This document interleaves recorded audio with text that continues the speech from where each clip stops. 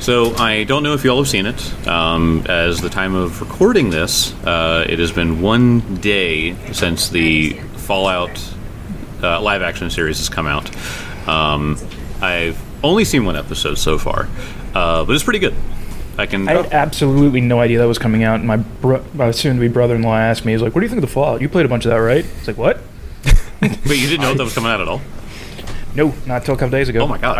I knew it was coming out. I just didn't know when. I've heard it's got really good praise. I wasn't really going to watch it, or I wasn't like clamoring to, but now I'm like, seems good. Yeah. So I go ahead. Has Cal watched it? Yeah. Of course he has. Yeah. Okay, I was just curious. Dumbass. Me and Cal, my brother-in-law, your brother, will be watching the whole thing together. Yeah. Nice. That's beautiful. So where's it streaming? And by the way, it's on Amazon. Oh, okay. So no, like I said, I'm only speaking from one episode, but this definitely feels like so far that the writers knew what Fallout was about and did it well. So if you watch the first episode, you'll kind of they sort of build up everybody's like backstory, and like, you know, eventually we'll probably see the three main characters meet up. But the characters feel well written. I like their motivations. Obviously, visually, it's like very, very well done. Like the way that the whole aesthetic of like the main character Lucy, who comes from the vault. She's one of the people that she leaves the vault for obviously a reason. But like the way that they film a lot of stuff that happens in the vault is just so good, because it all has that hard steel with the curved edges, the tight jumpsuits with the blue and yellow. It's just like they did such a good job on the visuals, and that just makes it 10 times better that the writing is actually like pretty good so far. Is one of the main bad guy characters a guy named Vinny with a leather jacket and blue jeans? No, I will say, unfortunately, they don't have a Tunnel Snake group in the vault. Tunnel Snakes rule. Wasted. Tunnel Snakes forever. Tunnel Snakes rule. I never played the games. I'm sure they're good. Dude, if you have a pretty good PC now, go buy Fallout 3 for like $5 or whatever it is. Or Fallout New Vegas. Fallout, New Vegas is good too. It depends. So like, if you want a very good like story, like gripping emotional story, play Fallout 3. Fallout New Vegas is definitely more fun. Like there's like more crazy shit to do in that game, and it's newer, so it obviously has like improved mechanics and stuff. But this is back when Bethesda was good. And you get to play a tough, rough guy in Vegas who goes, "Meh." One day when I have time to play video games, I'll try to remember it. Well, I tell you, Brock will love it when you eventually start playing, because you like shoot people and they explode into smithereens. It's great. Yeah. What? Now, here's my question. So, we're this is sort of a sequel, let's say, from our adaptation banter a while ago. What video game series would you like to see turned into a TV series? So after some of them were bombed, some of them were good. Can I get a live-action version of Lego Star Wars, please? Yeah, dude. No, just an animated one. They did it for Batman. They did a Lego Batman movie. Was it an anime or something? I don't think they ever have done that before. What? I think there could be some money here. John. Write this down. Yeah, write this down right now. They can just make it a short. Write this down. They can make it a live-action Lego short where it's actually just like people in suits, just doing like Lego stuff. They did do a Lego Star Wars holiday special. Yes, they did. They probably did that to replace the old Star Wars special. Think George is still proud of it? Probably. He's probably weird. Well, I didn't really think it was that bad. I thought it was pretty good. The Ewoks were so cute. The one they tried to scrub away from the world, and everyone keeps like, no, it exists. Harrison Ford refuses to talk about it to this day. Yes, George, we're never letting you forget it. If you're listening to this podcast, you're listening to George, live it down. We know. George, friend of the pod. George Lucas, friend of the pod. Weirdly still has a better Rotten Tomatoes score than The Last Jedi. Ouch. Ow. Well, it's kind of interesting because you said video game series into a TV show. I could do. How about video game into a movie? Yeah, that's fine. Yeah. Okay. Video game into movie. A 10 out of 10 would be Omori. It translates well to live action or anime. Mm-hmm. Like you could easily do either, because man, for like those who haven't played the game, like the twist in the story is so shocking. Okay. Like I have never been so surprised in a game. Like you talk about like 10 out of 10 like betrayals, like it's not like a betrayal of the character, it's like a betrayal of the audience. Oh wow, okay. Like it's just like the game starts out extremely intense and then it's like really cute and then things get real. Yeah. And then the really cute character says in I don't remember the guy's name, but it's like, war never changes. War never changes. War never changes. Yeah, so if you're listening, Omocat, we gotta make this. We gotta make this into an anime or live action. It's just my people will talk to your people. Friend of the pod developer. Okay. We're just all say friend of the pod for everything at this point. Everyone we mentioned today is a friend of the pod. Go ask them. Yeah. So, I was thinking, like, I was going through, like, a lot of different ideas, but actually one, because I'm playing more horror games right now. Okay. And sort of, this is horror. I mean, it was, like, when he first entered, but Bioshock. Ooh. That's hard to beat. That's, yeah. Just because the Art Deco style, I mean, the ideas of the 1940s, and just an underwater city that has gone to absolute shit. Yeah. And that could play a very nice horror element into it. Especially, I mean, you would have to, I think, play with the story, like go through the actual storyline of, crap, I forgot the guy's name that you play in that one. But yeah, I think that would actually work kind of well, because you could just linear goes like that, but like it's just so creepy and gruesome. I feel like the idea of that show of like, somebody tried to make a utopia underwater and chemicals got involved is enough to draw anyone in. I feel like that's enough of like a hook to like get people interested. So like I feel like that's a good one to like, even if you know nothing about video games, I've never heard of a PlayStation, like you could be like, oh, that sounds interesting, I'll tune into that. Yeah, I could see like the trailer for it would be so captivating, and like people, it'd be like Bioshock, and like the fans would like freak out, but everyone else would be like, oh yeah, I want to watch that. Yeah, oh, that's like, cool. I just think it appeals to so many different audiences. Not to mention the draw for it too would be like just kind of like how Fallout has like the 1950s, 1940s music and stuff. Bioshock had the exact same thing. It was like the 1940s. You got that music playing, and then you could have it distort as it like goes under the water and stuff. Yeah. Turns out the 50s are hot again, guys. So, Mark, future director of the Bioshock series? Oh, yeah. Just give me a budget of many millions of dollars. Many millions of dollars. Many millions. Bioshock's definitely a good answer. So many...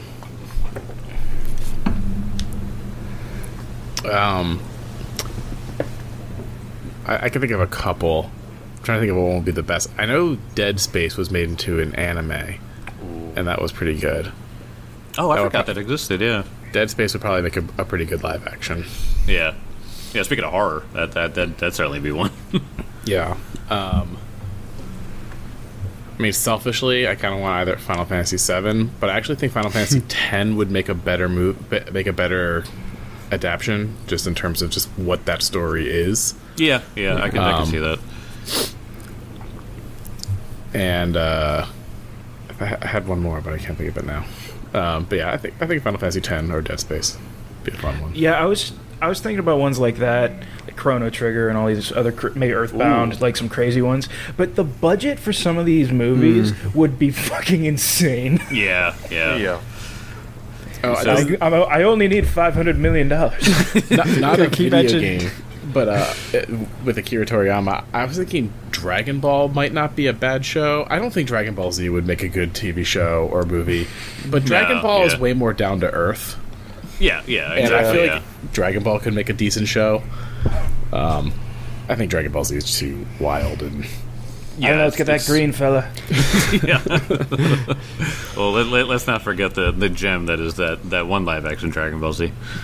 No, let's not talk about that. Hey, we got the YouTube poop thing where he slides on his head. Okay, over and over and over. True. Yeah. And he's just called, and is the insult of school bullies call him Gigo instead of Goku. It's Dragon Ball Z. You want to run up to the writers and did you even try?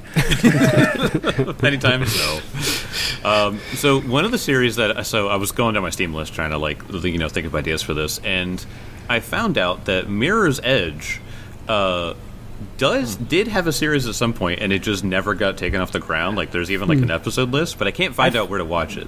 I think I actually remember hearing about that. So Mirror's Edge, if you do not know about this, it is one of the most beautiful games ever made. Even today, even though this thing was made 15 years ago or whatever. The visuals of it are fantastic, and the plot of it is just that you are on the run and you are doing parkour. That's it. So to be able to get that done well with trained the trained actors to do the parkour and all that kind of stuff would be fucking awesome. And you could have the thing where the camera follows them, they have a drone camera or something to follow these people running along rooftops and everything. It would be intense, and I feel like that would be a very good show to get onto the screen. Yeah, you could easily have it episodic too. Each one takes place on each individual person. Yeah, and then some episodes things could go very wrong. Yeah. Episode 1, office building. Episode 2, abandoned industrial complex. One game I can definitely see getting adapted.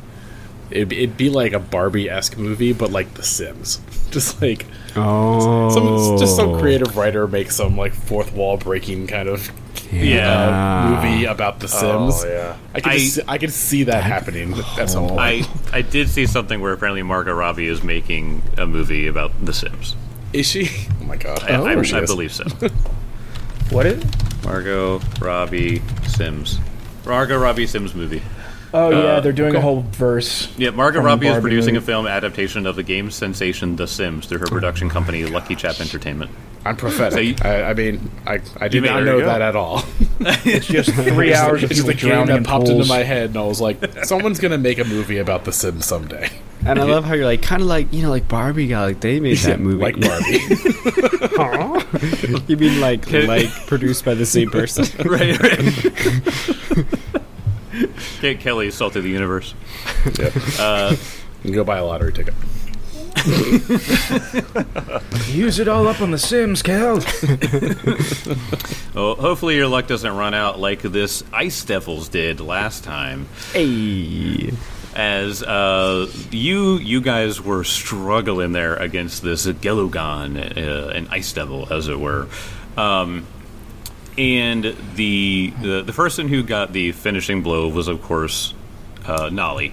The NPC. The NPC, yeah. So, but appropriately with a natural 20. So, she got natural 20? Yeah. What was it, 70-something points of damage she would have done? Oh, yeah, what was it? It was a lot. It was a ton of damage. It was a lot of damage, yeah. I remember seeing on 60, post one. It was 72 points of damage total. 72. Jesus. Yeah, it was that's a crit for you. I remember seeing on a post, someone was like, as a DM, I hate it when my NPCs, even my players really like them, get the finishing blow on these monsters. And everyone else was like, wait, they love the NPC? I bet they were fucking hyped. Yeah, right. Yeah.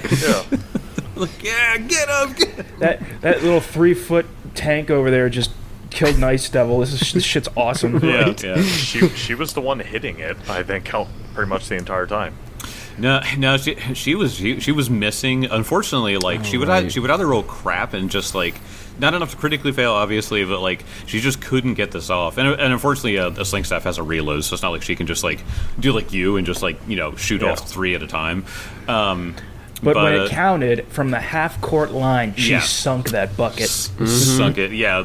So this rock from the sling just crushed this Ice Devil's face in, and he falls to the ground into a pile of snow and ice chunks. And his body disappears because he's an Ice Devil. Now I need to ask you guys. The loot.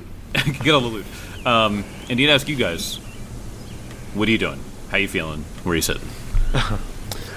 Hey, Nolly. Nice shot. Thank you. I'm just glad you all are safe, and we managed to rescue all the families here. You all rightly handled that thing.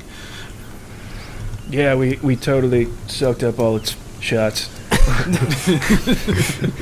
Please, I think you did more than enough. And Elk is holding his sides as he is shredded. He is standing at 56 hit points right now. Cool.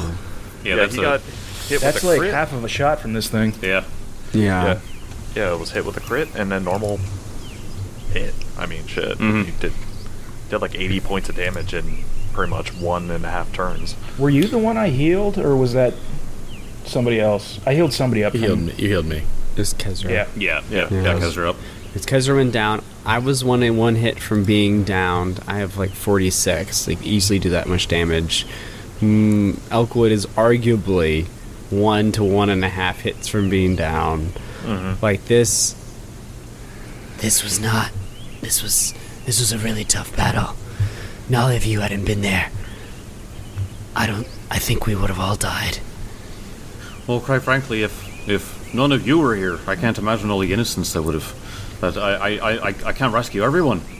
I just wouldn't be able to do it. And she kind of like, she obviously is very thankful, but she has this thing where she's just like, if you guys weren't here, like all of the innocents that would have died, all the destruction that would have happened. But at the end of the day, we did stand toe to toe with an Ice Devil while everybody had to run. Yeah. We're just glad that everyone's safe. Oh, speaking of safe, the kites. And are they just like trashed? I mean, some of them might have flown off, but most of them would have fell to the ground. But you guys got your kites up, and we had the kites up enough that I think the message got out. Okay. But what we should do is, have you ever been to the Longwoods Coffee House, Grimshaw? Oh yeah. Okay, so I'm sure you know then that is one of the major places that is a safe house there. I just they have great bagels. Oh, maybe I've said too much. Coffee house? We don't need hipsters at a time like now. I know you really like coffee, Nolly. And he kind of looks at her giant mug that probably is still, I don't even know if it's full or not. Yes, it's still full, and she takes a sip of it. It's actually a pretty rare artifact that refills it immediately. The unspilling, ever-filling coffee. Oh my god. Kezra valued by white women around the world. See Kezra just plop down in the snow because he's just still sitting in this big field of frozen ice. And he just grabs a big hunk of ice and just sticks it into the spear wound in his gut. He's like, Imagine how that works.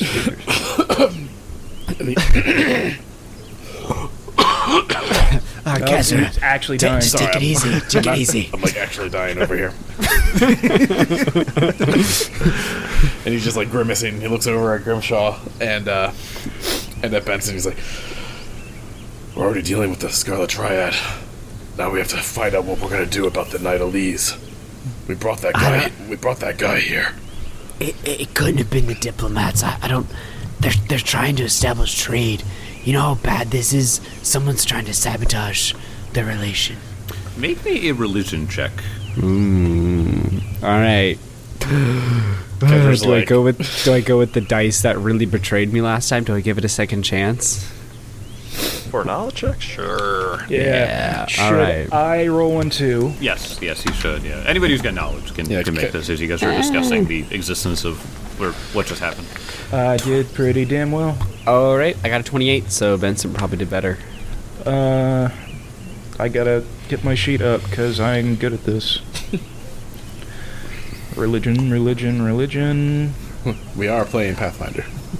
32. 32. Okay, that is enough for Grimshaw. You get a regular success. Benson get a critical success. Nice. You would know from your time spent, your time with Nidal, your time, in the interactions with them, and also just knowing how Nidal works.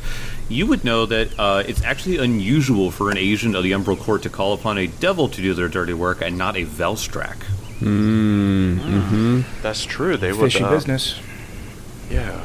Okay. Yeah, because he kept talking about all those things. Basically the Hellraisers or the Xenobites. Yeah.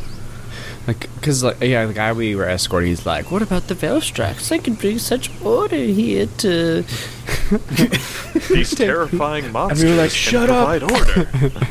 But okay, yeah, sure. Okay, all right, buddy, all right. God, this guy's a nerd. The kinky one too. That's the only hot thing about him. That's not true. He was an attractive man. I was about to say, nerds are hot. Let's set the record straight. Nerds are hot. There's the episode name. Nerds are hot. Yes. We're not just scratching our own back. Nerds are hot and sad. Oh. So yeah, you guys are pretty confident that you do not believe that this thing was a servant of the Umbral Lord as it claimed. I'll say with the critical success, John, you know that devils can be told to do anything. How many do you think we could hire for us? Well, now that you mention, I do have this ritual that I've been saving for the right time. They teach us all those, and they're like, never do those. But it's like, why are you teaching us? I do like the idea of you summoning like a bone devil and being like, go praise Iamede's name. Yeah, you're a paladin now. Why didn't anybody think of this before?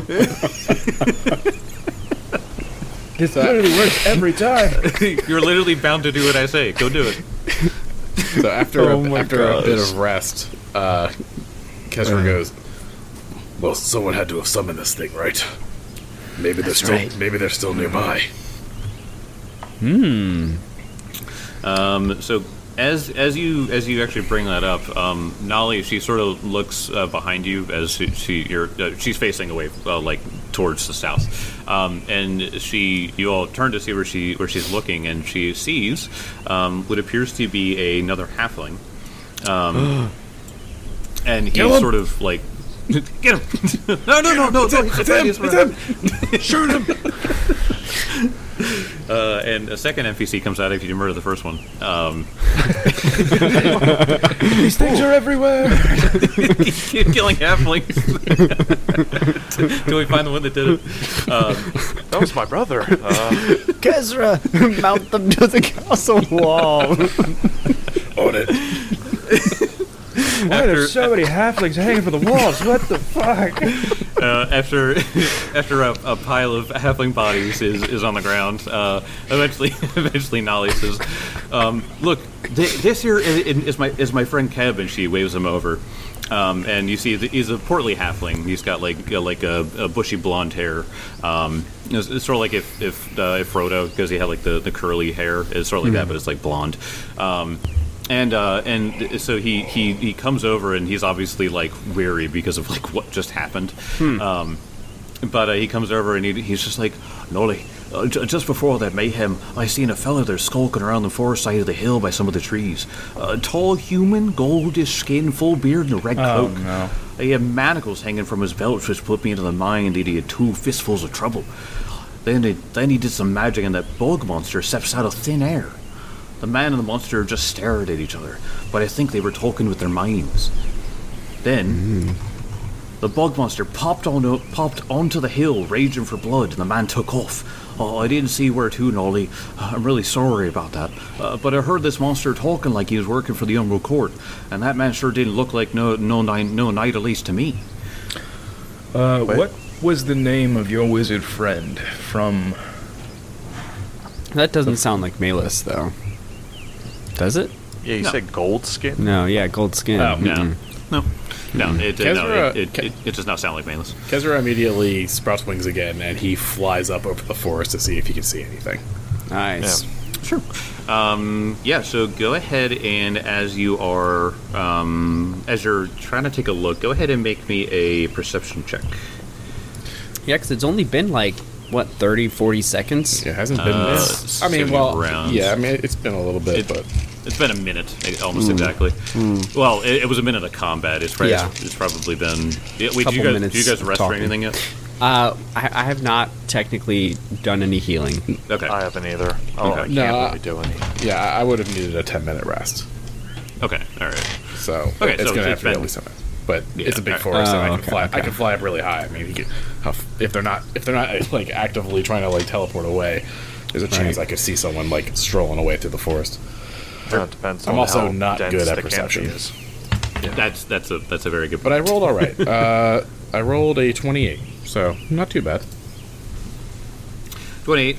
So as you go over the treetops and stuff like that, you can see trails and stuff. So you see where somebody might have walked. Obviously, this is like a big city, so they have nice trails. If you've ever been to, but like, tell me where you live. There's nice trails all around you. So it's sort of like that, where like they have a nice trail, but you don't see anybody walking in there. Obviously, everyone sort of dipped when the ice devil popped out. I more specifically want to find a summoning circle that would have been left behind if I can't see any movement. Sure. So as you go over, you do find what appears to be remnants of a creature being summoned, like just past the tree line.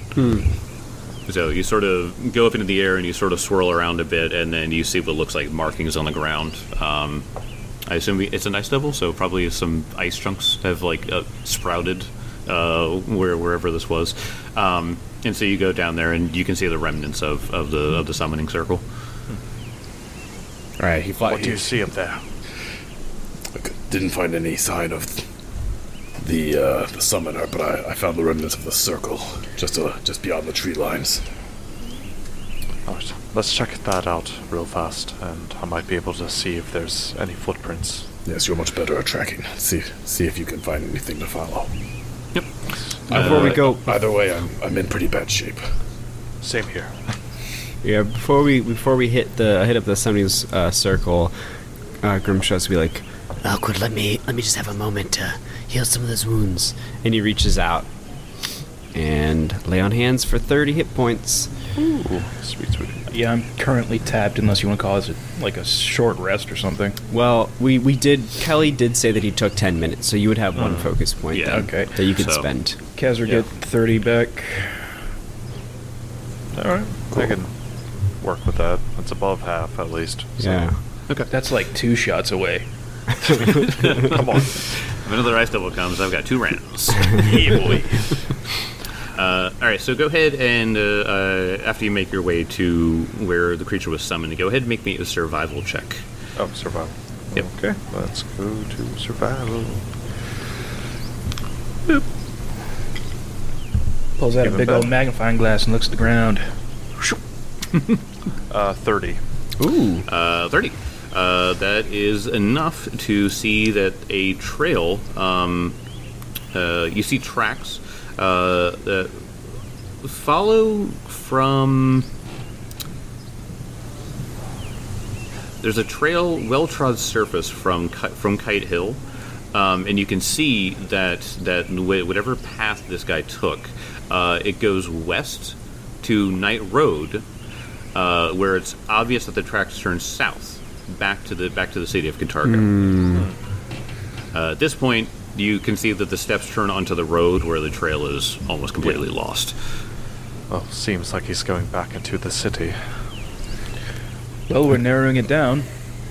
He's in the city, yes. Filled with, what, So the city thousands of of people? 12,000 people or something like that. Is it? Yeah, like, what is the population? 12,000? Yeah. I think it's like 12,000. Majority human, so it doesn't help at all. I think it's Yeah, safe so we're looking. I think it's safe to say that we'll run into this person again. But after these 2 fights, I really need a rest. Sounds like a good idea to me. That coffee shop sounds good to me. Nice. You see a What? bunch of bards in the coffee shop just writing. I don't know, would the coffee shop be a good place if we're talking about safe house is being exposed, and we just heard it was a safe house. It's probably not a safe place to go. Oh, so the coffee house is a safe house. Okay. Isn't that what Nolly said? Yeah, so Nolly, I don't know if I got to it, but so the Long Roads Coffee House is a safe house for the Bellflower Network, and because Hundy spilled the beans, you guys would know that the safe houses are not safe anymore. Okay. So that was the whole message that you guys were getting out, was the fact that the safe houses are not safe. So anybody who saw the message should get out. They're unsafe houses. Yeah, unsafe houses. Unsafe house. So you guys would know that if you go to the coffee house, it has either been evacuated or there might be members of the Scarlet Triad there. Right. I mean, we could rest, get some coffee and bagels in the morning, kill some Scarlet Triad members. I'm all for springing. That sounds like a great. I'm all for springing any traps. Yeah. We'll get to the coffee shop next morning. There'll be an ice devil in line just waiting for a latte. Do you happen to have any halflings behind the desk?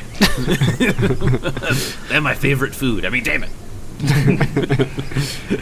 Or it's just an ice devil behind the counter as a barista. Nice. He's just making Something ice tells me this guy might be a plant.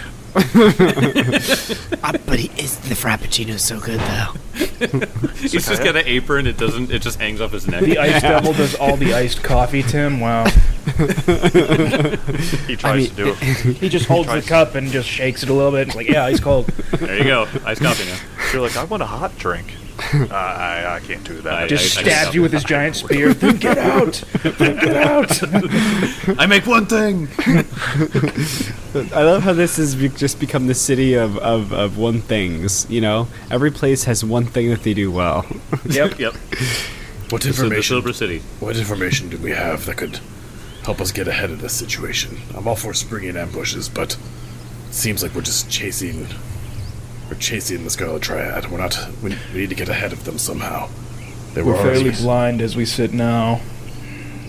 We could go to the Nidalese if we're sure that they're not behind this attack. Perhaps the embassy has more information as to who would do this. I think that's a potential idea, rather than just continuing to blindly walk into fights and ambushes. Yes, we need to start taking initiative instead of reacting to everything. But yes, going to the Nidalese, we could at least explain what happened. Not accuse them, but understand that there are some issues going on here. Some foul players. We can also warn them that the public is going to be aware of an attack in their name, and that they need to go into damage control. Yeah, that thing did shout. That's right. You know, it's a pretty good question, because this is probably just some sort of propaganda, as you say, against the Nidalese, and it's probably there just to...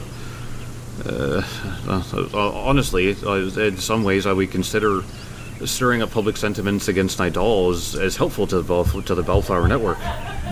But at the same instance, if Nidal is not behind this, then it could just cause unrest.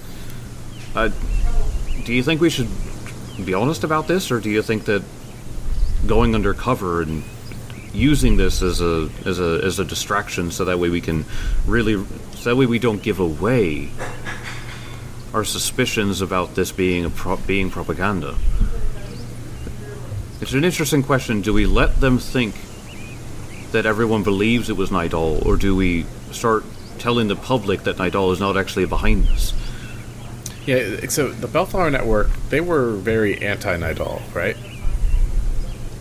They are more or less just anti-Scarlet Triad. Okay. If the Nidalese thing is more of a higher government thing that they're worried about, because the obviously, like the city and stuff like that, they want to make amends with Nidal in order to bring peace and trade and all that. But the people have their doubts because of the history of Nidal. And so Nolly is sort of asking you guys if you guys think it's worth letting the enemy think that everyone thinks that it's Nidal, so sort of like letting him think that the trick worked, or do you guys think it better to keep with the truth and say that it was not actually Nidal who did this? It was made to look like that. That I think is a tricky slope, because if we let the public believe this was Nidal for subterfuge reasons, people could get hurt. Yes, how the rumor could go out of hand quite quick, and then trying to reel that back in is troublesome. I think it's time we start exposing the Scarlet Triad for what it is. We've long had our suspicions about their operations outside of Cantargo, but to know that it's happening here at home, I think the more we can bring into the light, the better. The public has a right to know. I always think that our best allies are the citizens themselves. It's the people in power. They have a vested interest in keeping their power. And sometimes they would do whatever it takes to keep it. That includes making some fair and scrupulous deals. I mean, think about the lady over at Sunset Imports. She wanted to keep her business so badly. She got in deep with them. Think of how many people on the council, on the city council, could be in with the Scarlet Triad. So the more people that we can make aware that there is something deeper going on here, I think that would work to our advantage. I can definitely see what you're saying there. I think that I think I'll use the Bellflower Network then to get the word out that somebody tried to frame Nidal, take advantage of the unrest and the skepticism of what Nidal's ideals are. You know what? The truth should start coming out. Eventually, we're going to unravel the Scarlet Triad and everything that every web they've weaved. I don't know what the word is. And then we'll take it right to them. Yeah. The only question now is there a kite for that? Well, sure, we got this kite here and this one. And on it just written, this was framed, Nidal was framed as the Scarlet Triad. I need a shirt that has Tim's character, but he has to be smoking a cigarette and looking cool, going, is there a kite for that? I still think we should consult with the Nidalese before we make any decision. Perhaps they. I was going to suggest the same thing. I think we should go to the embassy. Yeah, I think we go to them, and if they agree that we should dispel these rumors, then we'll use the Bellflower Network. Okay. All right. So yeah. All right. Well, you guys are pretty much finished here. Yeah. Eventually, the ice melts. There's no body, so you can't be like... Jake, even though we just got a bunch of crazy, expensive loot from the warehouse, I'm deeply offended that this devil doesn't have any loot for us. Did he drop a giant ice spear?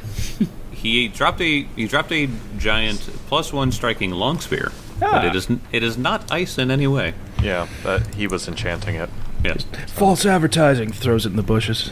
I mean, it's still a +1 reach weapon, so... Yeah, still +1, +1 striking long spear, so... it says this is interesting. It says a weapon used by an ice devil gains the effect of a frost rune while the Gelogon holds it. And returning. Makes sense. Did not get returning, no. But I thought it threw its spear at one point and then it appeared. It threw its back spear and then it teleported to its spear. Mm-hmm. Oh, that's right, so badass. Mm-hmm. Yeah, because it can dimension door at will. Yep. So you have a +1 striking long spear. So anyway. You want to go to the Nidalese embassy. I think we want to take a nap first. You want to take a nap first. Yeah. Like an 8-hour nap.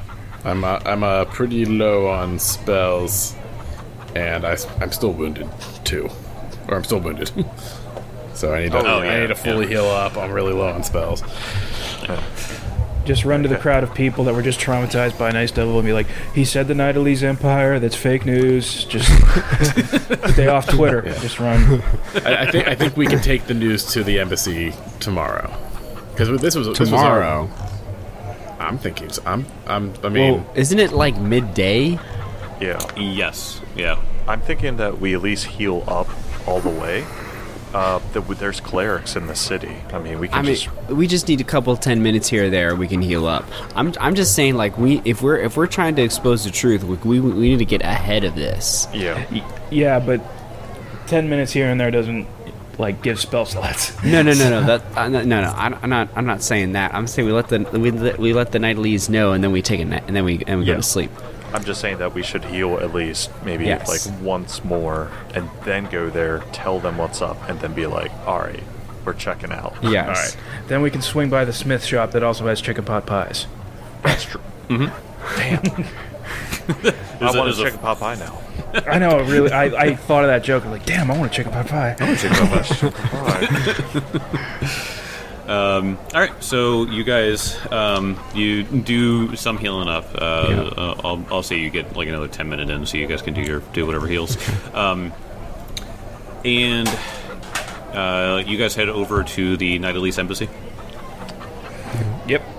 All right, so you get there. It's not Nightalies themed because this is the embassy in the Silver City, so it looks like a building there. It's not police office space. Yeah. There are no spikes on that facade. There's no barbed wire just hanging off the ceiling. No chains. You see Halika inside, just like it feels too safe. I don't like it. Where's the danger? Where are the standing desks where you have to stand on nails? He's like, hold on. I'm like, hold on. And then he throws caltrops onto the floor. He goes, how about that? Yeah. There's like a community manager with a clipboard making sure that the building is up to the community historical aesthetics. Oh. Yeah, exactly. He's like, we want more chains and spikes. Yeah, sorry, this is a historical building. Sorry, this is silver and ivory. I'm sorry, the gimp on the front iron. lawn can't stay there. They got the city planner on the phone being like, guys, that's not up to code. You can't do that. You can't have a spike pit in the front driveway. And then they go, it's there for religious reasons? I mean, I guess. I don't get paid enough for this shit. You'll have to submit religious exemption paperwork. Submit religious exemptions for the gimp. That's Form 807B. If you spell out Form 807A, it will get rejected. Elkwood, you get 30 extra points because we had another 10 mini, so I was able to pop another. Yep. Yeah. I'm finally over 100 again. There you go. So you guys get to the embassy, and there's a young lady at the front desk, and she's just like, "Can I help you?" Yes. We need to report a possible, what would you call it? Not a false flag attack. We're here to see Halika. Is Halika, the new guy, the intern. Okay. I'm sure he told you all about us and how we escorted him from danger. Yep. Go fill out this form. She hands you a form. It's all like, oh god, Adelar would love this. I know. Everywhere I go, I see his face. She just hands us a very sharp needle. It's like blood. Yeah, where's the inkwell?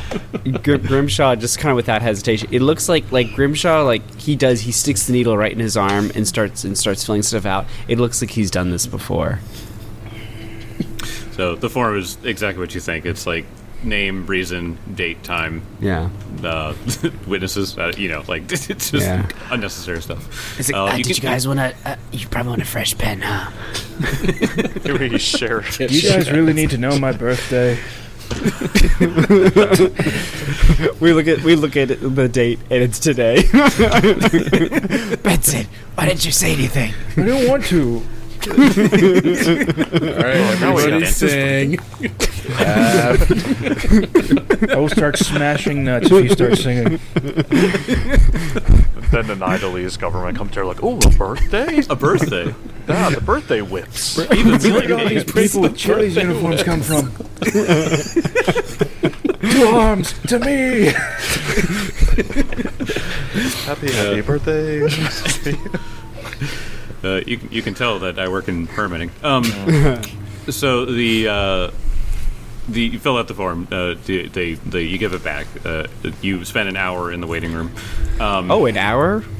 Sure. Okay, so I'm pretty sure everyone is back up to full health because that is 6 refocusing, so that's 12 heals between Benson and I, so we're good. so you'll touch each other for an hour. Just doing like low-key surgery in the waiting room. Right, just Oh my god. pat each other on the back. It's okay, my bastard sword is basically a scalpel. Stay still. Set up a little triage station. Oh my god. Everybody else in the waiting room has like shoved themselves as far into the walls as they can, trying to stay away from these insane people. Yeah, there's like the one table, and everybody just goes to like the farthest side in the other waiting room. So you after the hour passes, Halakha comes out, and he's in his clerical robes and stuff like that. And he's got like papers, and he's just like, oh,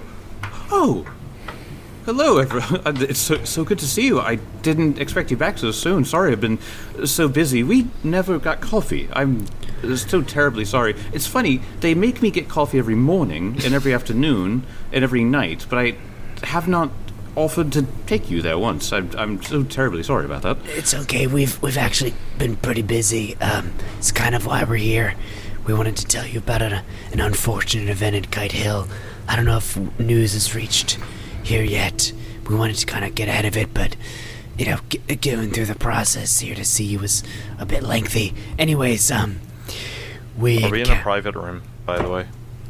You're in like the foyer, so no, not yet. But Well, maybe we should go somewhere we can talk. That's a good point, Elkwood. And do we need to like talk to your boss or something? No offense. but no. I Ambassador to I use the intern restroom. seems a little like a demotion. We want to speak to the manager. Well, you'll have to fill out another form. Just follow me. He takes you guys and takes you into like the janitor's closet.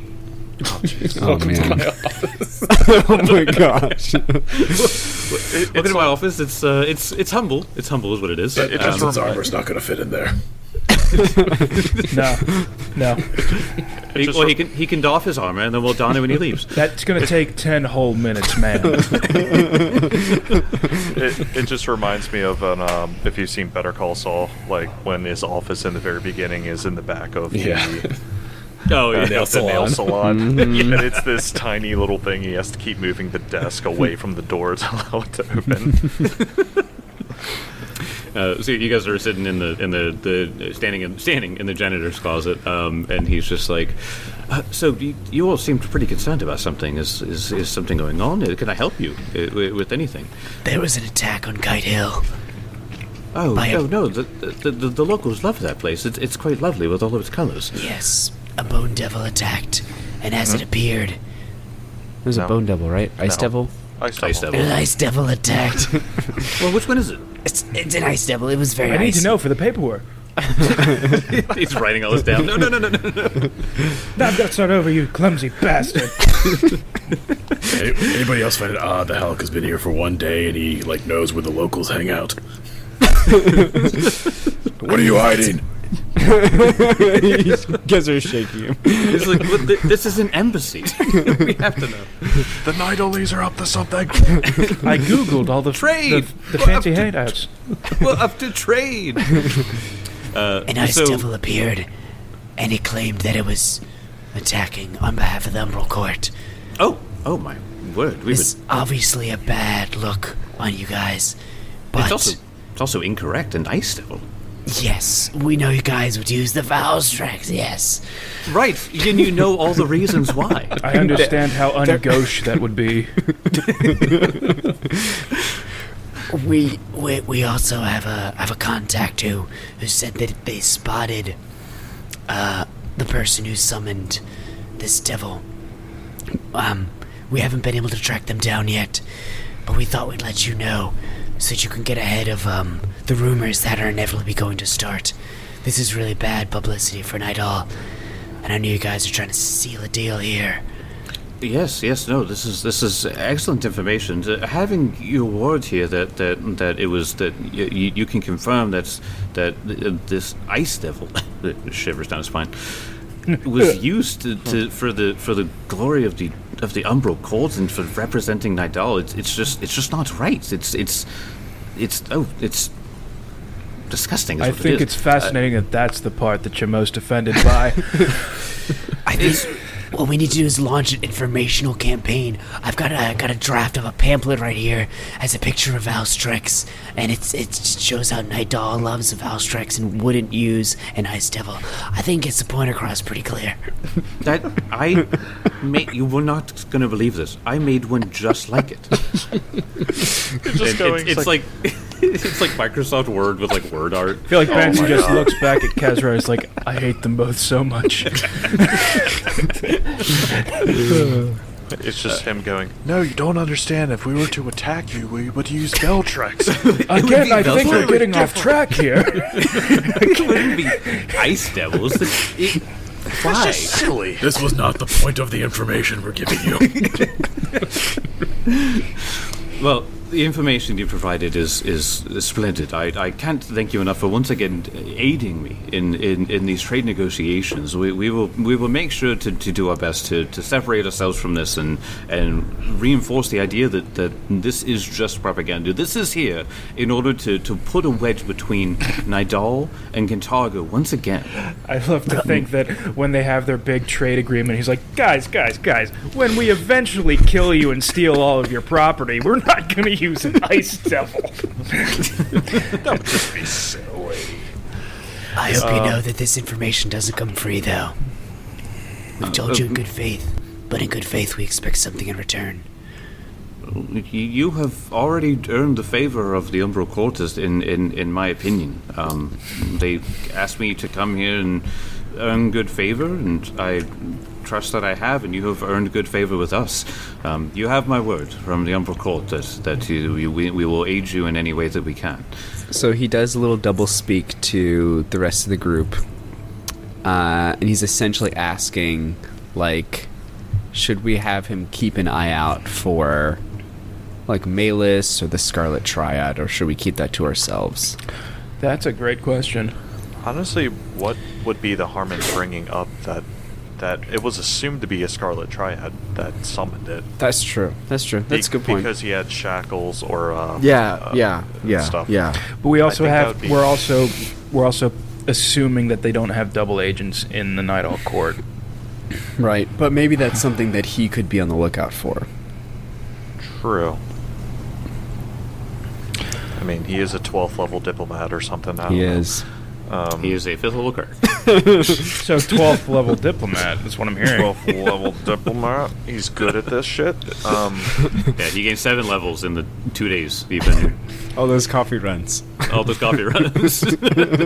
Just pinged every single time. I drink protein shakes. Can you tell us if the embassy has any idea, a lead we could follow as to who could be behind this? I mean, someone who summoned this is obviously an experienced spellcaster. Is there any suspected enemies here in Kintargo that the embassy is aware of? I mean, there are plenty of enemies of Nightdahl and the trade agreements that are being brought up here. If it is a member of the Scarlet Triad, I would wager that this was just made to further draw attention away from the Scarlet Triad and try to pin it on us. So, if a spellcaster as strong as that, I mean, maybe perhaps a gifted student at the Alabaster Academy. That's a very, very gifted student. Yeah, seriously. We didn't really vet them, though. We might have cleared up that incident in front of the Academy. We didn't ever question anyone. Yeah, we got stuff done at the Academy, correct? Someone got... That sounds more like a professor at the Academy than an apprentice to me. Look for the gloomy-looking man. No, it was like, well, there's a guy with golden skin, you said, so... Maybe we could go to the Academy and... that'd be a pretty big physical trait to look out for. We'll find one of those street performers that douses themselves in gold paint and pretends to be a statue. Oh, dude, those guys are so cool. We also have the cloak we knew who that, we figured out who that belonged to, right? Or was it the ship back in? It was the lady. It belonged to the lady. Yeah. Yeah. Do we know if she... That belonged to Sidrani. Sidrani. Do we know anything about her in the city? Like where she's located, or... We sent her back to the Rose Tavern. Rose Tavern. You also knew from a critical success with a knowledge local or society that her entire family are pretty much like old money from just getting rich off of trade. So she explained pretty honestly that she got just tied up with them because she thought they were just a merchant group. Turns out they were merchanting people. So they just sort of have like they just got tied up with bad stuff. Gotcha. You make one bad decision, and then you make another, and all of a sudden you're a slaver. It's crazy in this game. How fast things can just roll downhill. Okay, so our best lead right now is a coffee shop that we could go to see if we could stop these people. Well, we could... If this coffee shop is compromised, and there is the idea that Scarlet Triad could be going in there, we could perhaps lead a... How about we disguise someone like Grimshaw? You're good at disguising. Just to scout out to see if there's anything uncouth going on in there. Yeah, I could disguise myself as a Scarlet Triad lackey. Maybe not that. If you just walk in there as a Scarlet Triad lackey, I could just go in as a regular citizen. Regular citizen is better. All right. Sorry, Hulk. We didn't mean for you to hear all of our boring planning, but this is how the sausage is made, as they say. How the sausage is made? Interesting. Have you ever had sausage? I've had sausage. Usually we say how the blood pools or something. It's just a different colloquialisms. The only sausage he likes is blood sausage. I mean, blood sausages. That's good sausage. Pretty good. Yeah, I like Yeah, there's this place in Cantargo. Makes some really good blood sausage. There's this Irish place in Cantargo. They're Masons, but they also make blood sausage. So go ahead and I want you guys to make this now. So, go ahead and make me a society check as you're sort of talking over how that guy looked. The description. Yeah. I just rolled another rock. Ooh, I got a pretty heavy rock myself. Same here. Okay. Go ahead and eliminate your totals, and I'll 30. What was the roll? Society. Because you got a description of the guy. Yeah. So then this might give you a clue as to like what he looks like, or or who to look for. 32. Ooh. 2. You can go to hell, Mark. I rolled a 31.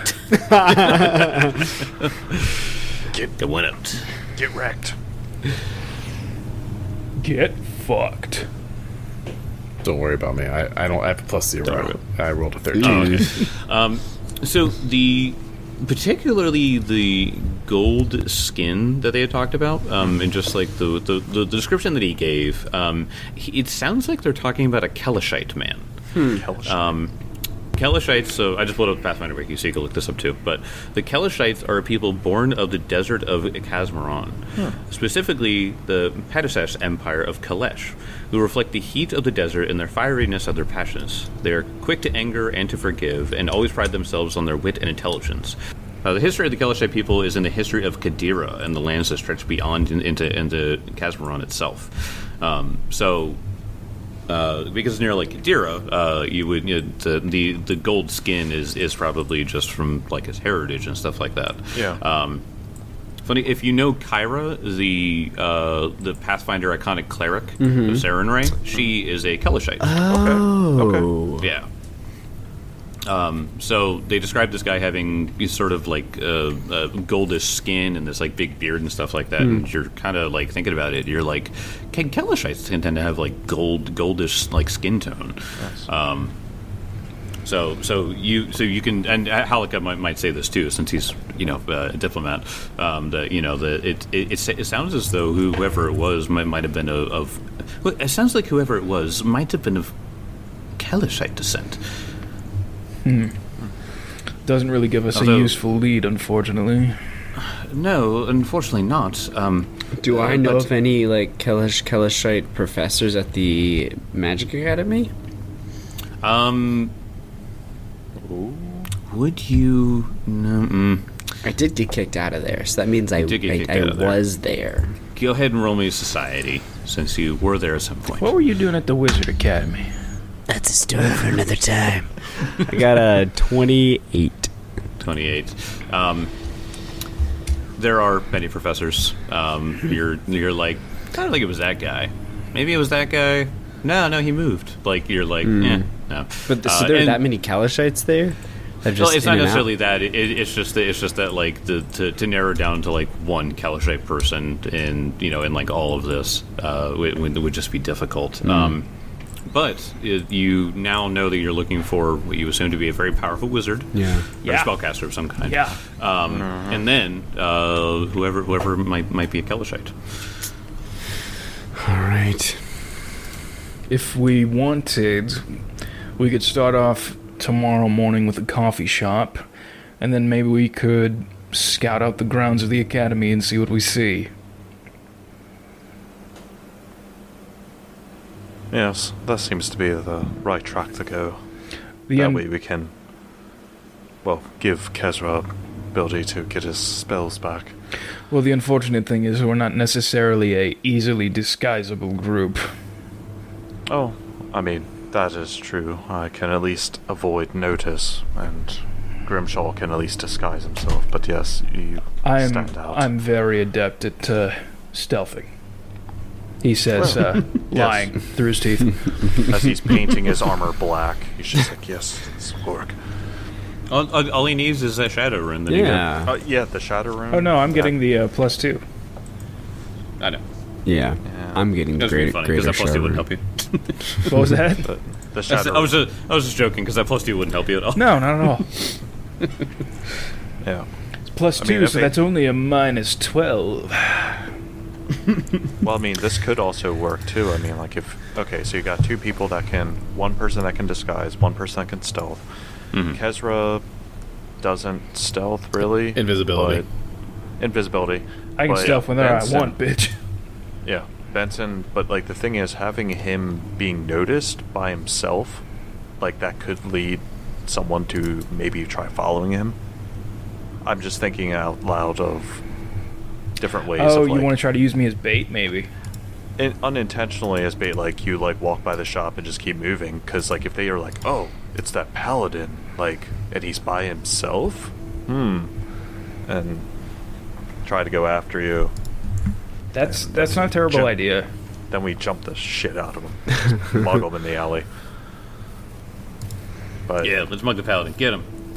Yeah, but I mean, like 5 people dead and in the alleyway. Yeah. Yeah, but like I've never tried to mug somebody in full plate before. This sucks. Where do you keep your wallet? Let's get him. Yeah, but I'm just thinking that might be a good idea too, because I mean that way it takes advantage of your noticeable presence. That's entirely true. Yeah. Okay, so one of you is going to be disguised, 2 are going to be invisible, and then Benson will be Benson. Yeah, but after we rest. Yes, of course, yeah. So, all right, well, you can get your rest. You can sleep wherever you want or whatever. It is of no consequence. You guys are getting a full rest in. If you guys want to do anything in the night, that is entirely up to you, too. You let me know. Nothing off the top of my head. Yes, like, because I forget where you all staying. Because I know Elk was staying at the Dream House. I mean, don't we have free room and board at the At the 30 Rose, yeah. And Rubens. Yeah, Rubens. What do they got at the Dream House? Hot milk? Perfect sleep. Hot chocolate chip cookies. Lavender tea. Damn it, now I want to go there. Tea, chamomile. Chamomile tea. Yeah. I'm just thinking, you're like, man, every once in a while I'll get that 2 a.m. craving for a Reuben, you know? What's that SpongeBob joke? It's like, who wants a Krabby Patty at 3 a.m.? Oh boy, 3 a.m. Eat Reubens. It would be really funny for Elk to go and grab a Reuben and a beer and then walk to the dream house after. Dude, all the patrons would be so jealous. It's like, right. Oh, that guy's got a Reuben. But they like walk out there like, did he just steal my tankard? Hammered Kezra would definitely wake up the chef at 3 a.m. and be like, Reuben, now. Don't worry, buddy, I got you. All right, so you guys do your sleep. You get good sleep. And you wake up the next morning, meet up, continue. All right. Coffee shop first thing. Yeah, we're going to set up our ambush. I'm hankering for some bagels. And by bagels, I mean the blood of my enemies. You could also just mean bagels. Like, I mean, maybe both. I could use a good... Have you seen the rainbow bagels? Have you seen those? No. I don't know. If they're made with like food dye, but it's like a rainbow bagels. They're like LGBT bagels because they make them with like every single color. It's incredible. Oh, that's awesome. No, it's really cool. But this one is just a bagel that looks like it has like blood splatter on it. Ooh. The blood of my enemy's bagel. Blood of my enemy's bagel. All right, so let me bring you over to the Long Roads Coffee House. I want a cinnamon raisin. Shut the fuck up. You'll get a everything bagel and like it. I'll take that too. I told you, I don't know what they have today. Just write down your order and I'll get the next best thing. All right, so you guys go there first thing in the morning or whatever.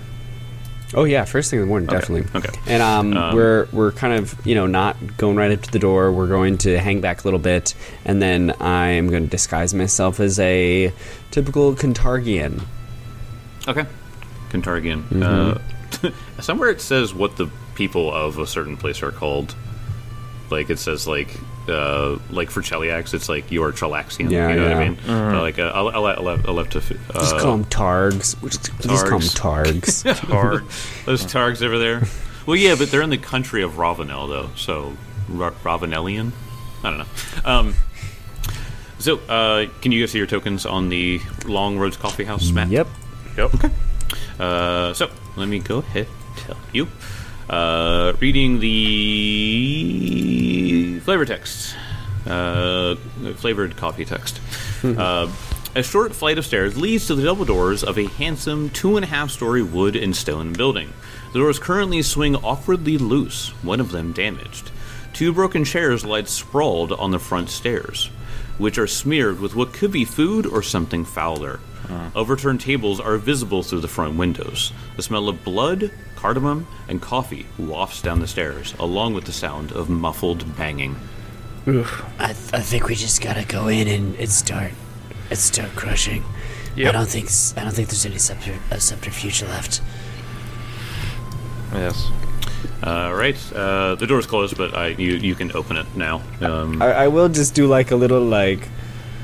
Should we just go in guns blazing, or should I do it like a hello, are you open for business? At this point, I think it's just guns blazing. Yeah. I'm wafting the smell of blood of my enemies this morning. I put in an order on the app and it's not ready yet. A DoorDash driver walks up. He's just like, "Excuse me, DoorDash." The app just says Joey's making my order, but he's been making my order for 6 hours. Joey's dead.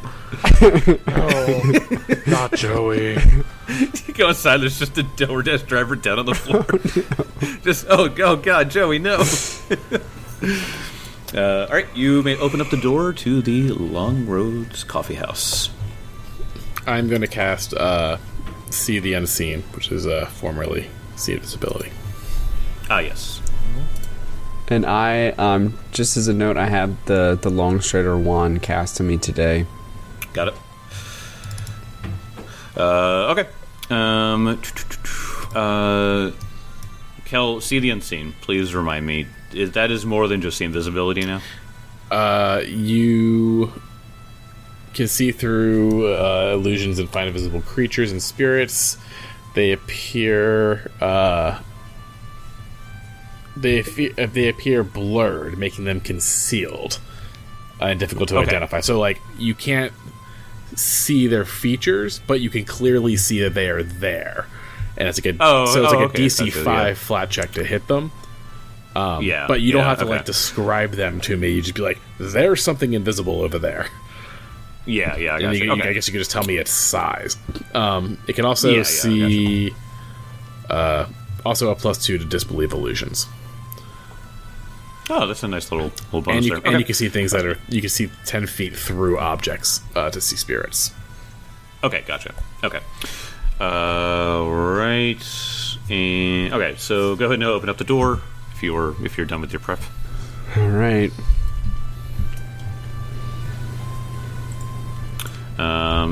And I will read this room. This is the public dining room. Grimshaw, you know this place. Oh, yeah. This is... they have Rise Up Coffee. It's great. Ooh, good. Local shout out. Mm-hmm. That's good, yeah. Local shout out. Rise Up Coffee. This room is a mess of overturned tables, broken chairs, smashed dishes, and corpses. The sharp smell of scorched coffee and burned bread fills the air. You see what appears to be the corpses of 2 obvious Scarlet Triad agents on the floor amidst this mess. Dropped dogs.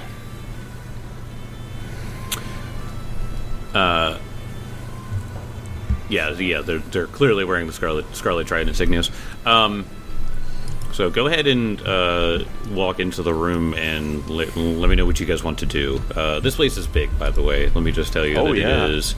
The dining room itself is 90 feet by 75 feet. Where are the ceilings? Do what? Ceiling height? Something tells me your giant bird is not going to fit in here.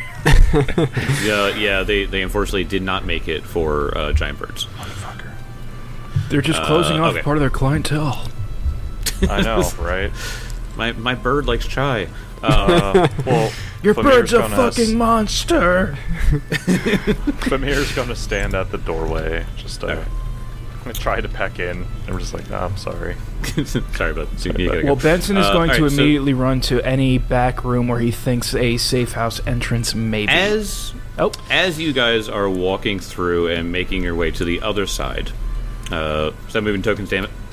Nope. I was just trying to pick one spot and stand there. Disorient him. John is moving his token back and forth. So I'm going to roll a 1d4 for 1 second. Gasp. Oh, baby, a triple. Okay. So here's what happens, is that, Benson, you hear a dog, and it sounds like it's coming from inside. I was making a... I didn't actually think there were dogs in here when I made that reference, by the way. I was just referencing dead slavers. And you turn around and you look behind Kezra, because he's sort of in the center of the room. And I see a really nice golden retriever that doesn't want anything to do with us. You see what looks like to be some kind of spectral hellhound-like thing. What? And its mouth snarling, and it looks mean as shit. Kezra looks completely oblivious to this thing, however. And just as you're about to say something to Kezra, all of a sudden, bong! Oh, shit. Bong! Oh no, this thing. As a phantom bell also goes off. God, man, this city is just trouble. I'm going to need everybody to roll initiative. Let's go. Right. I think I made 3 rolls tonight, but they've all been absolute rocks, so... Very nice. I would like to argue that because we were going into a known dangerous place, I would have my shield raised. Oh, of course. Yeah, when we smelled the bodies, I think we would have grabbed our shields. Yeah. You know. What? They're bodies, they're not active... What's that? Active combatants. What's that deep smell of iron? They must be making blood sausage. Yeah, right. Wait, that's the Masons thing. God damn them. All right, Grimshaw, what'd you get? I got a 31. 31. Then Elkwood. So Elkwood is rolling stealth for this because he is creeping around, and he got a 38. Whoa. 17 on the die. Would I have my a chance to gosh. roll intimidation for this? I don't think That's so fair. because you were skulking out. So That was a 32. 18 on the die. Wow. 52. So sizable. Oh wait, sorry, I put that as Kezra. Yeah, but it could have been a 38. That's true. That is true. Kezra, what'd you get? A 32. You also got 32. Look at that. I accidentally put that 32 in there for you, but you got that. It was Had to fate. roll really well. Out of you, no kidding. And out of the two of you, who wants to go first? Between me What and do you who? Kezra and Benson. I'll go first. You go All right, first. Okay. that's fine. All right. All right. So here is what happens. The hound that you see, it uses its first action, John, to come charging at you. At me. Yes. Okay. So it comes charging towards you, comes running across. It doesn't even try to avoid Elkwood or Kezra. It just charges directly between the two of them, and they seem completely unaware of this thing. Yeah. And it comes chasing at you, howling wildly, and it sounds almost like a devilish howl, like I said, hellhound. And it is going to make one attack as it jumps over the bar towards you, flying through the air. Whoa. Bring it on. Let's go. We can't see this It thing? is. No one can see Benson it. is the only one who seems to acknowledge this. That is a 37. That hit. hits. Oh, Come on, let's get it. Let's get it. That is 16 points of damage. Oh, that's like shit. 14 points of damage. Wait, and so I can't even use my reaction on it, is what you're implying. Yes, you are unaware of this thing. For the record, John, it is 3 of that is fire. So Okay, yeah. I know. You have the necklace, but you have to. And this activate that. isn't an invisible creature or a spirit? Nope. What? It's a devil. mental effect? Okay. This is so weird. So here's the. Let me see. Is it a mental effect? Kind of like that. It's No, in fact, no. You do not see it. And when a religion check comes up, I will tell you why you don't see it. But that is a great question. So did Kel. we hear the bong, but we can't hear or see this dog? Exactly. So all of you heard the bong of the phantom bell, but only Benson is the one who's just like, holy shit, a hound! And it looks like something just bit him in the neck. All right. And then the phantom bells go off. I need all of you to make a basic fortitude save. Right. Oh no. I'm scared. Oh no. I'm actually scared now since Kezra probably failed. yeah, I did too. I rolled a 3. All right. You rolled a 3. Yeah. Okay. Oh, All right. What's your gosh. total? 21. 21. That is a 22, fail. sorry, but still a fail. Still a fail. So let me roll 4d6 here for you. That is 15 points of sonic damage. I'll carry that 15 to everyone else. So we'll just go around. Elkwood, what'd you get? 24. 24. That is a success. So you take half. Wait, what? Holy shit. Yeah. That was a 5 on the die. Wait, that's half of 15, so 7? 7. Yeah. Grimshaw, what'd you get? 27. 27 success to critical success for you. 0. And Benson. That was a 12 on the die for 32. 32. Okay, so success for you into a critical success. Okay. Would Vimir have to roll, or is he kind of out of it? Where is Vimir? He's outside, because you said He's directly outside. He will have to roll in. Yeah. No, You he's said just you hopping can't. back and forth, being a good boy. Sound doesn't go through doors. Yeah. Yeah. Don't you know oak is soundproof? Come on. Those handsome oak doors. 29, so... 29. So that is a regular success, so he takes 7, same as you. Okay, so after these two things get their surprise round. You'll figure it out. Let's actually get into the rounds now. Let's get into some combat. Elkwood, it's your turn. Well, I don't see shit. I just got hit with bells. He has no idea what's going on because I think last time this was a religion check for the bells and all that, so that's useless. I'll say you recognize the small hint of chamomile tea in the air, and you also hear what sounds like birds that are not actually there. Sounds like they're in this room, but you're looking around, and you very, very keen eyes are just like, I'm hearing birds that aren't there. There's something fucky going on. What was in that tea?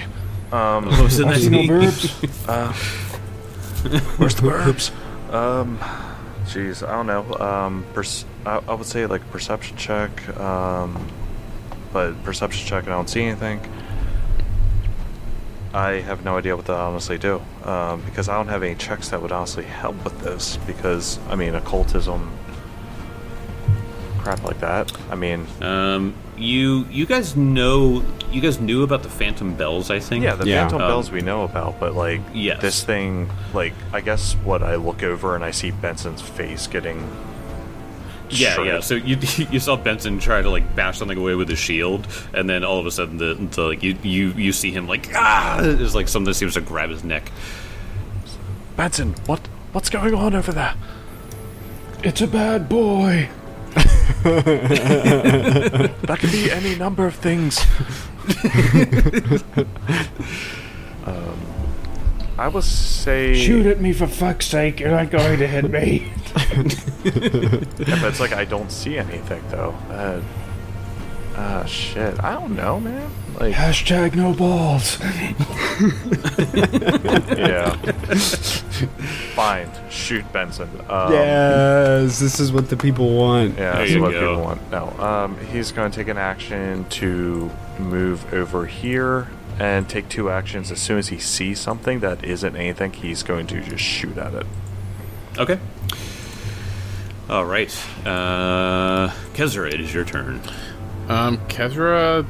So I don't say anything. Just heard this bell. My head starts ringing in pain. Can't perceive anything right away. Nope. Other than the bells that rocked you to your core, and then you see Benson trying to fight something off. I wish I had been doing this as my exploration activity, but I didn't say so. I'll detect magic in a 30-foot emanation to locate locate a 5-foot square of the source of highest source of magic. Okay. So you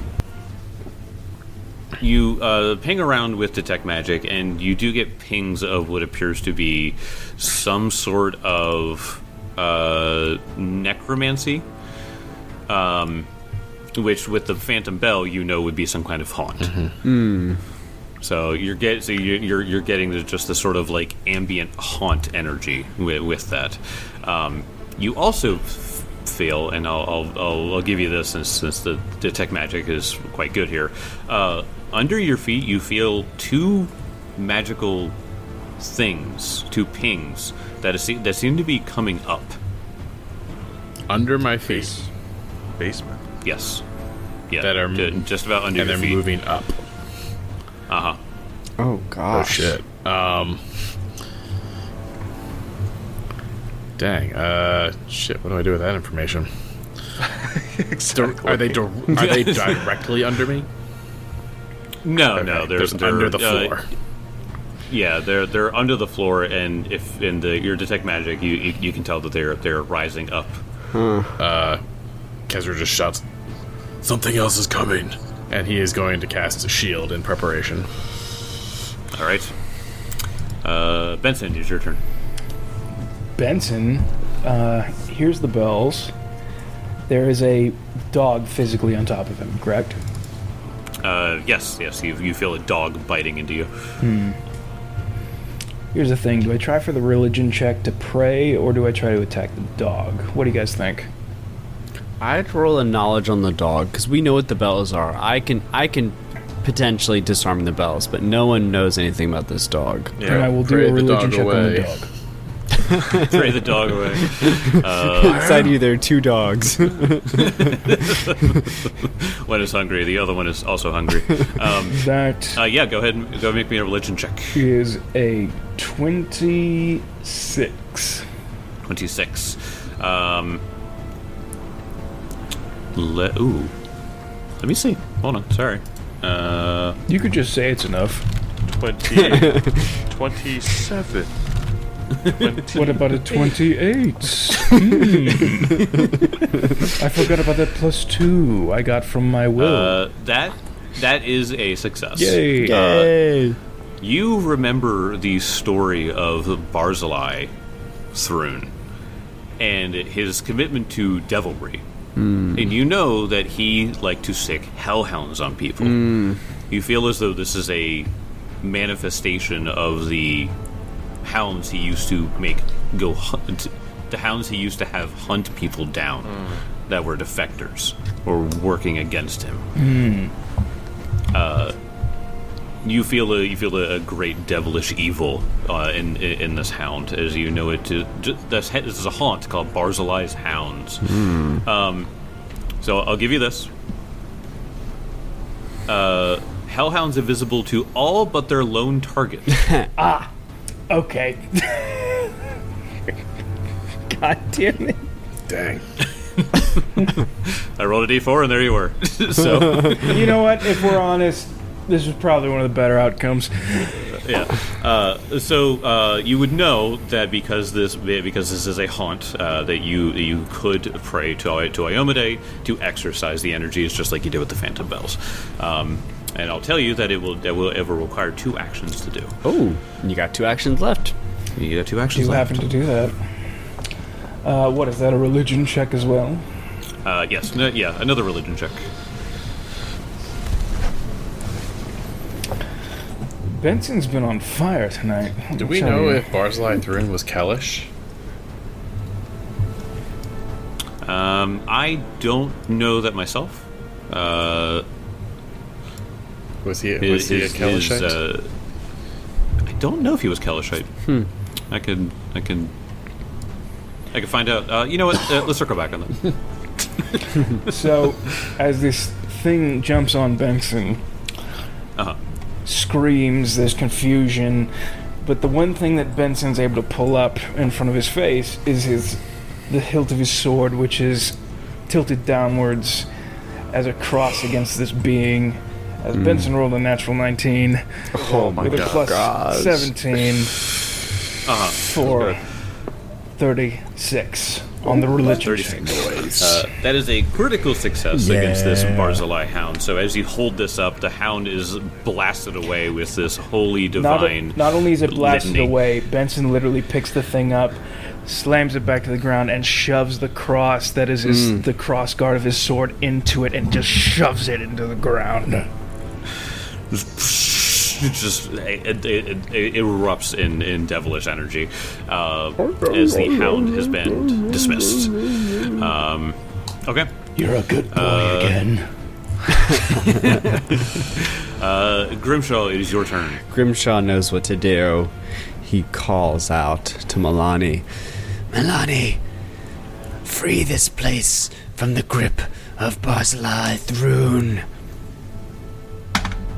Oh, freaking yes. It is time. Grimshaw's Rocks for the back Holy Boys. on Milani's good side arc begins today, because that is an 18 on the die for a 36. I'll say that as what happened last time, you exercised it again. It does cost 2 actions, by the way. But you exercise it, and you hear a bell crack.